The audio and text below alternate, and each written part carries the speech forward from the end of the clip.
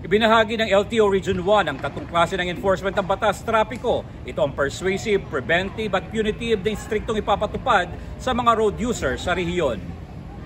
Ayon kay LTO Regional Director Glorioso Daniel Martinez, inilunsad nila ang Information Education Campaign upang magkaroon ng kabalayan ang mga motorista o road users sa mga patakaran na ipinapatupad ng ahensya sa kalsada. Kailangan malaman po ng taong bayan kung ano po yung batas natin. Ano po ang naidudulot ng mga batas na to. Ano po ang pwedeng mangyari pag medyo hindi tayo sumunod sa ating mga batas na ito.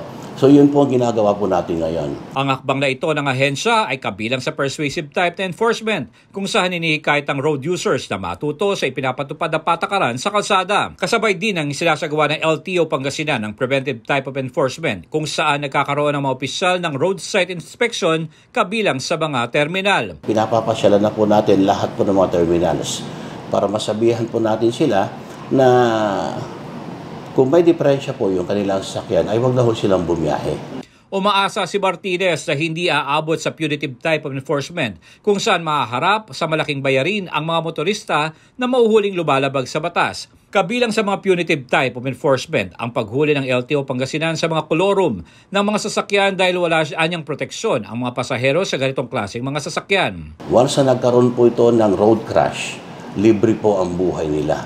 Kasi po walang karapatan ang isang sasakyan na kolorum na namamasada. Payo niya sa riding public na iwasan at huwag tangkilikin ang mga ganitong uri ng mga sasakyan dahil tiyak na walang proteksyon dito. Umaasa rin si Martinez na marisolba na ang isyu ng plate number ng mga sasakyan sa buwan ng Nobyembre o Disyembre ng taon matapos ang pagdating ng mga raw materials ito sa bansa. Inaasahan din na ngayong taon ay lilipat ng bagong lokasyon ang mga ilang opisina ng LTO Region 1 sa mas malawak at magandang lugar mula sa Dagupan City patungo sa Barangay Bunuan ng syudad, mula sa LTO Urdaneta sa LTO Binalonan at ang LTO San Carlos City ay lilipat sa mas malaking lugar sa lungsod.